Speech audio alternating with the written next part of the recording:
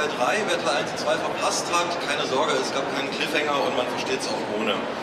Heute anwesend Fabio Moon und Gabriel Bar, zwei Überraschung brasilianische Comiczeichner, die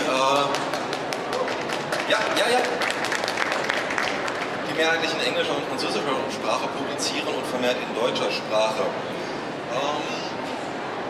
Fabio Moon und Gabriel Bar wurden 1976 in Sao Paulo geboren. Ihre ersten Arbeiten erschienen Mitte der 90er Jahre im brasilianischen Fanzines. Ihre erste Auslandsveröffentlichung war 1999 die Serie Roland. Sie wollten ursprünglich Superhelden zeichnen. Wenn man sich das da anguckt, dann denkt man so, okay, das war ein weiter Weg. Seit der Jahrtausendwende erscheinen ihre Comics zuerst oder ausschließlich im englischsprachigen Raum, unter anderem Daytripper, das sieht man hier. Dann die Tales, also wenn ich die Titel falsch ausspreche, wenn ich irgendwelche brasilianischen Titel falsch ausspreche, bitte Verzeihung, mein Portugiesisch ist quasi nicht existent. Als Zeichner waren sie dann auch für BUAP bzw. BRPD tätig und bei Crosscut erschienen die Umbrella Akademie. Etwas ungewöhnlich, also sie arbeiten eigentlich sehr oft zusammen, in dem Fall war es nur Gabriel Bar. Etwas ungewöhnlich ihre Serie Casanova, bei der sie sich nicht gemeinsam reingetan haben, sondern einer hat die erste Hälfte gezeichnet, einer hat die zweite Hälfte gezeichnet.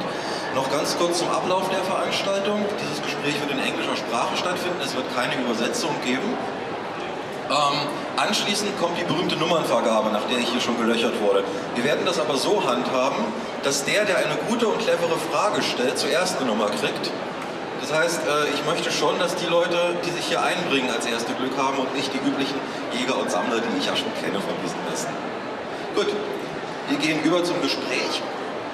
Ich begrüße Fabio und Gabriel bei ihrem ersten Kaffee. First question, is it your first coffee this morning? No, it's not our first coffee. It's our fourth coffee. Because one of the things I read about you, you drink a lot of coffee, they say about you. Yeah, coffee is our drug. It's what keeps us going. It tastes good, tastes strong, tastes hot, so it tastes like what we want out of life. Yeah, because we have this forward of Craig Thompson from Daytripper, where you can be seen. And there's the coffee beside you, and it's like a trademark of you. Craig Thompson says about you or Brazil, it's the land of the future. You can see it there. Is it what you think about Brazil, land of the future? We love Brazil. Brazil, despite a lot of the troubles that they may have, is a beautiful country. It has beautiful people. It's a great place to live and has a great. I think we have a great philosophy on how to enjoy life. So that's we. I think he went to visit us and he was very impressed by this easygoing, enjoy life philosophy of living in. And all the coffee that we drink all the time. He also likes coffee, so that he was immediately connected to our addiction. Yeah. I just mentioned Casanova, the mini or maxi series, however you would call it, where you first one of you, I'm sorry if I don't get it right, first one of you drew it, and then why does one after the other? It's not your usual way of work. I started working when Matt Fraction, the writer, contacted us to draw Casanova. He wanted Fabio to draw it because he had seen some pages he's done on a previous work. But when we read the scripts about science fiction, spaceships, cars, robots, action, guns, we thought my style would be better for the story. So that's why I did the first series. But then I had to stop doing Casanova to begin Umbrella Academy. And we had to find someone to replace me. And the only artist I would trust to do that was Fabio. Because he was because I know his work. He would be next to me so I could see if he was doing a good job and wouldn't destroy the comic. So that's the actual reason. But after he did his story, Casanova was not anymore just my comic with Matt Fraction. It was our comic, because he created some characters. The visual of the comic was as much his as it was mine. So now we're switching story arcs. So I did the first one, I did the third one, he did the second, he will do the fourth, and so forth, until we reach the end of the story someday. Yes. This leads me to a question about your way of work. When I read Day Tripper, I couldn't see who of you did what. How did you do it? Usually we have to, the biggest doubt people have is how we draw, because it's what people see. So we usually have to choose which one of us will draw one story. Just so the whole story has one style that doesn't change, so it doesn't get in the way of the story. So on Day Tripper's case, Fabio drew the whole story. We can talk about writing together, creating what happens, but when it comes to drawing, we have to decide which one we'll draw. Sometimes we can have two art styles. For example, if you have a story that there's the past and the present, you know, two parallel storytelling, you can have different art styles to make that stronger, but that's not really the case on Day Tripper. On Day Tripper, there's a few moments when the characters is dreaming that I draw, just to have a little bit of difference on those moments, but there are very few in the story. And I did the covers just to balance. Oh, I want to draw something, so I did the covers as well. Writing is the interesting point, because usually when two writers do a book, they either change in chapters or it leads to conflicts mostly.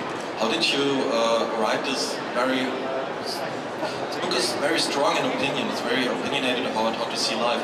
How did you write it? I think because we are twins, we have a lot of the same opinions, and we have spent most of our lives together, we work together every day.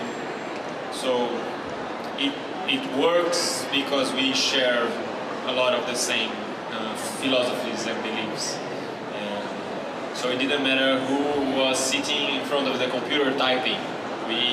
We knew what we wanted to tell, and it was just a mechanical decision. Now you go type this chapter, now I go type this chapter. But it only works because we know each other so well, and we can easily communicate what we want to say across when we start writing. It's a very unusual way of writing together. We don't want people to know who did what.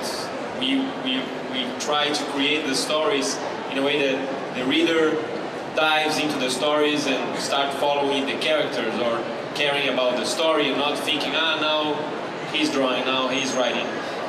But that takes people away from the story. We try to make people forget that we exist. Like, for us, the author has to be invisible while the reader is reading. How do I have to imagine the way you work and you live? For example, do you live together? Do you live separate? How do you meet only when you work together? How does it work? We don't live together anymore, but we did for 30 years. We have a studio that we go every day to work, and we spend most of the time there. So we arrive early in the morning, and start to work at 10, and our day ends at 10 in the night, or maybe later. So we spend a lot of time together. So no spare time from 10 to 10 and then go to bed? Yes. Yeah. Well, we I stopped don't to believe eat. it. We stopped to eat and to drink coffee. Yeah. Coffee and then go party. Party is only after 10. After midnight most of the time. Day Tripper is very much about sex and death. To me, it's the omnipresent themes of the book. Is it what dominates your philosophy or way of thinking about life? Sex and death? It's very much. Almost everything in this book has to do with sex or with death. You tell stories about getting the woman, getting the girl, dying at the wrong or maybe at the right point in life. It's I don't know how the theme in all your other stories at least can be found, especially the girls. Well, we care a lot about feelings and how people relate to each other. Maybe it's a problem of our generation. People had to fight for, free sex in the 60s, and then in Brazil we had the dictatorship, and that ended 30 years ago or something. And now we live in this time where anyone can do whatever they want, however they want, and I think a lot of people don't know what to do with all that freedom. So they don't know really what they want, and they're lost. So, especially regarding to feelings, they don't know what to do, how to relate to each other. So, our first stories were a lot about that, in details. There's a lot about that.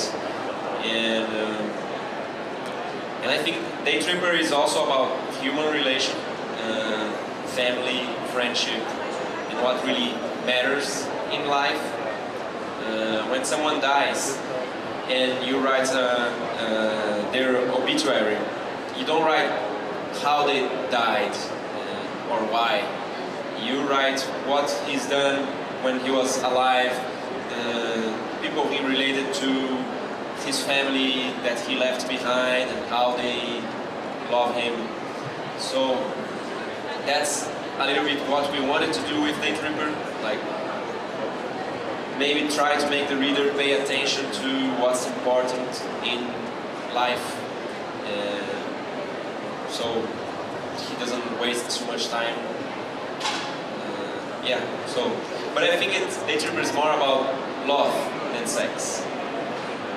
Yeah, I asked because I read Day Tripper and then I stumbled through the book, and just have to see.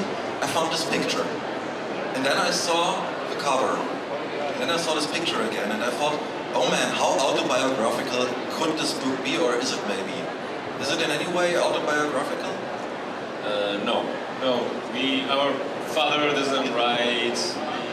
That's our sister's dog. On the picture. Yeah, the picture. Was he a model for? No.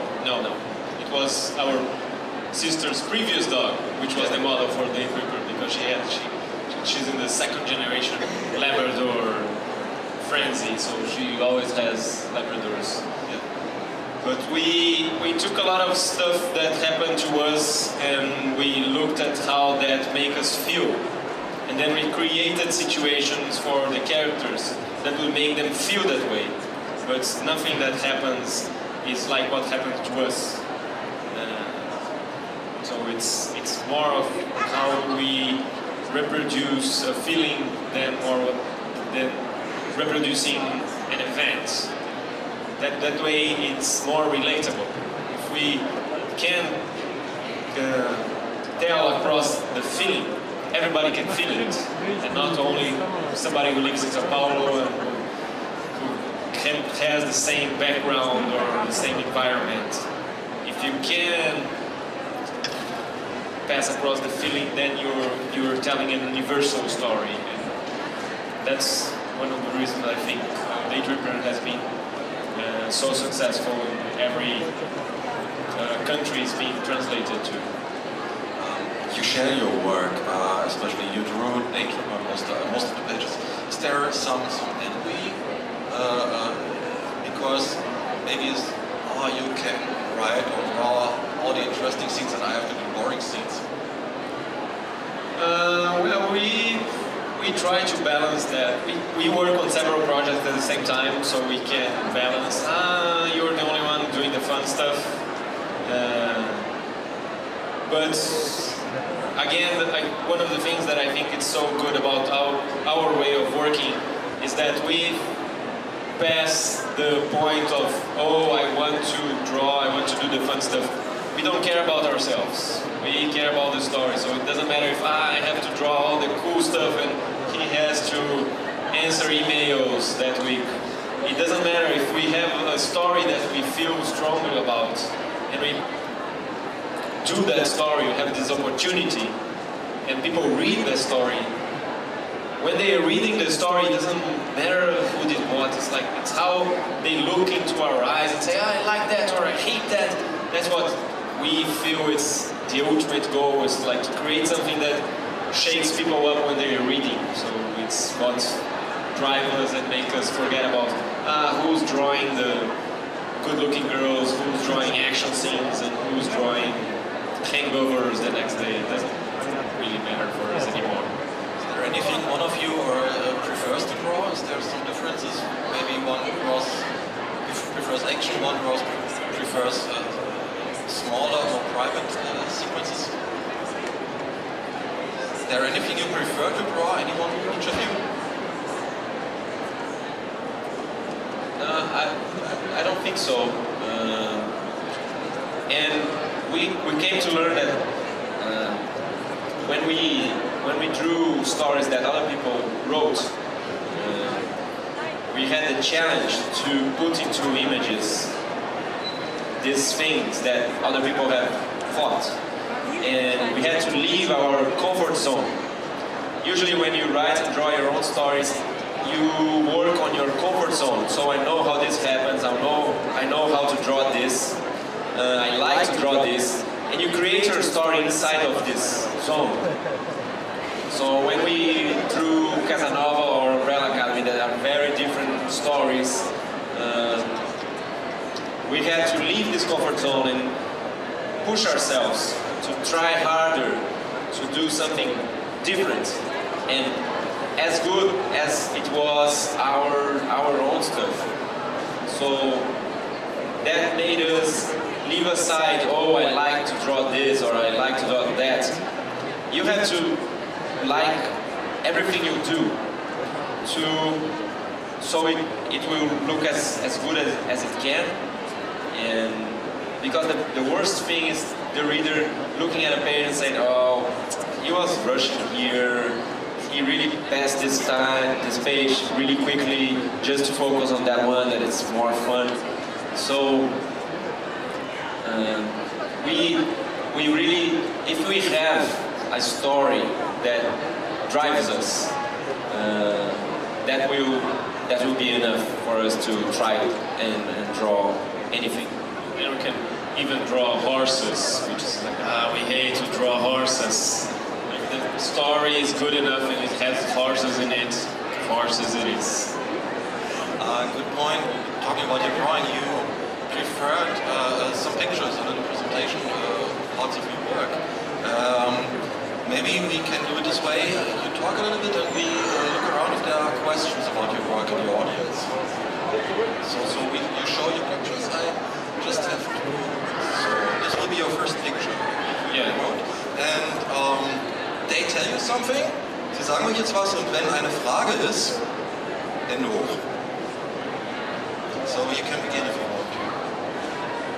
Well, I didn't know if we were going to talk while we were showing the pictures, so they're not really a good order. It's not like, our career was like that.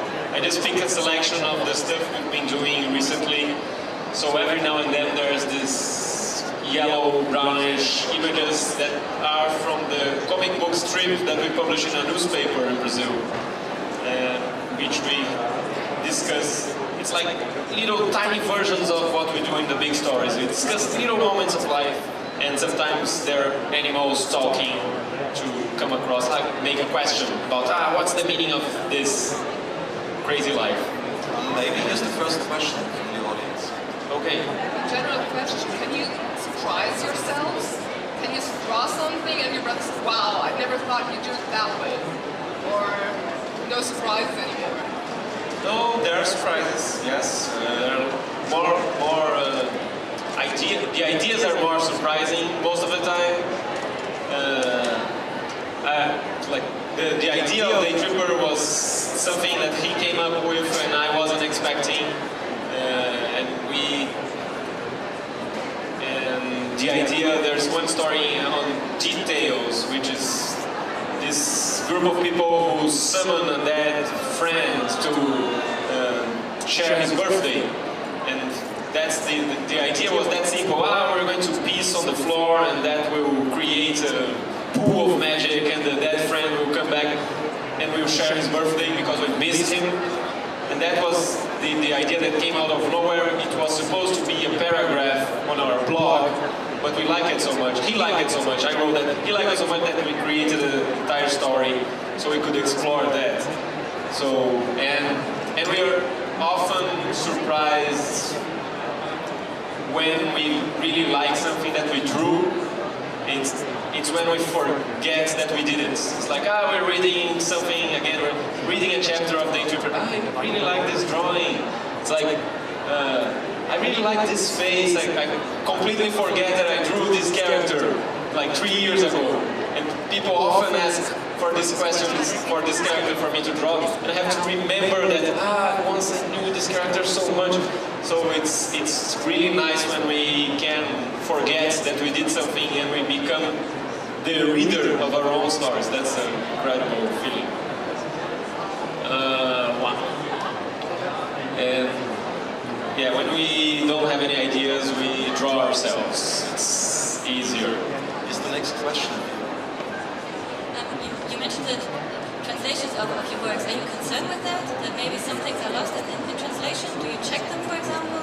Or do you think about it when you write that this maybe is something that would not work in a different language or in a different culture? We pay some attention to what we're telling, because we know there are things that can only be said like in Portuguese or in different way in English. These are the two languages that we can like control. So we try to avoid things that are too specific, but since we try to tell stories about feelings, we hope the feelings are more universal. So even though it can be said differently in a different language, like if the translator gets the feeling right, he will get the expression, the correct expression. But we can't really know. Like, when I hope the German translation of Day Tripper is good. Yeah, and so if it's not, get people it come right. to us and said, I like it so much better when it was in another language. It was easier in the beginning when we wrote in Portuguese and we translated ourselves to English, or in the case of Day Tripper we did the other way around. We wrote it in English and then translated to Portuguese.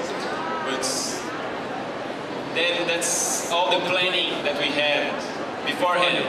Now it's got too out of control. We can keep track of all the translations, all the languages, and we hope it crosses the language barrier.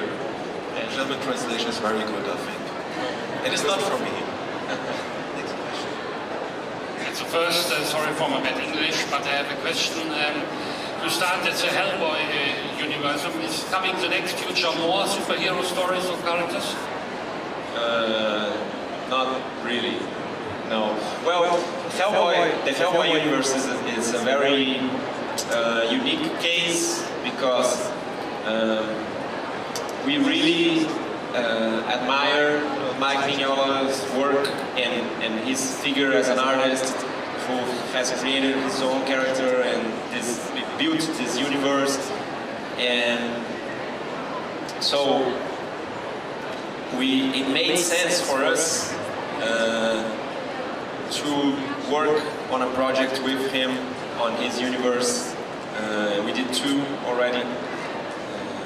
But that's as far as it goes. There are people who love superheroes, who love to work with superheroes. But that's just not for us. The kind of stories that we like, Batman can't do. Or even though we read a lot of superheroes growing up, we have a lot of American comics influences in our work. We prefer to leave it at that.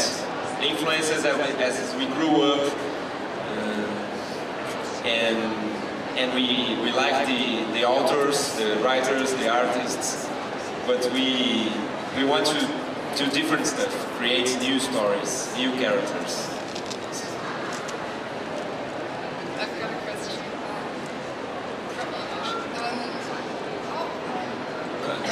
Closer, so you took the microphone. How often does it happen that you write a story and think, okay, that will be great, it's a comic, and then you start drawing and then, no, I have to do it in another way? It happened more often in the beginning.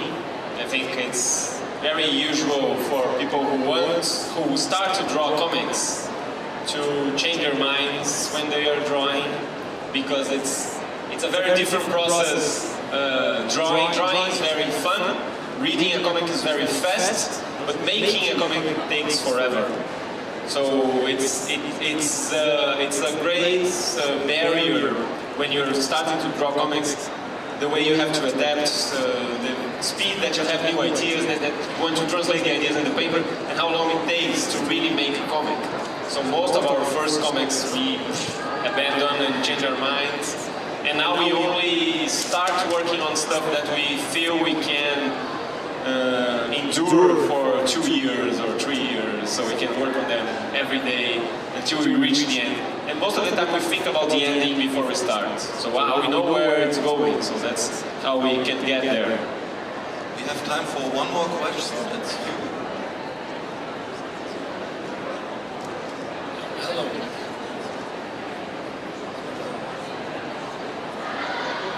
Graphic novel Day Tripper was published by Vertigo, and my question is, could you imagine to work on existing Vertigo titles such as maybe Sandman, Fable, whatever, if you get offered? Do you have a chance to do this? It's kind of the same answer as the superheroes. Yeah, because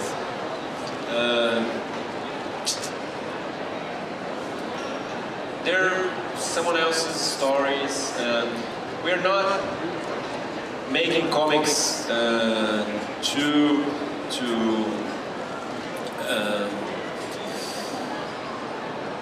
keep telling the same stories with the same characters. Yeah, I think there's so much more to do in comics than what has been done. That's there are good people doing fables. There are good people taking care of Sandman. There are good people taking care of the superheroes. We want to reach. Let's look at this book fair. There's like this 100,000 million zillion people here who like books. They like the same stories that can be told in books and they can be told in comics. But there's not enough people telling all these different types of stories in comics. So we want to tell the stories in comics that people in comics can like and people outside of comics can like. So we can show people that any good story can be a comic book, can be a graphic novel, and that's something that I think needs to be done more than do a story about the character that I liked to read. So that's what we try to focus on more than working on other stories. Wir sind am Ende dieser Gesprächsrunde angekommen. Ich bedanke mich bei Gabriel Bahr, Fabio Mohn, die uns noch ein paar ihrer Bilder zeigen. Kurzer Hinweis, morgen früh um 10 Uhr wird es im Brasilien-Pavillon noch eine Veranstaltung mit den beiden sowie allen anderen anwesenden brasilianischen Comiczeichnern geben. Danach werden sie auch nochmal signieren. Wer also da nochmal vorbeikommen möchte, ist herzlich gern gesehen. Ich werde jetzt gleich hier außen die restlichen Nummern verteilen, aber erst nachdem es nochmal einen Applaus für die beiden Zeichner gab.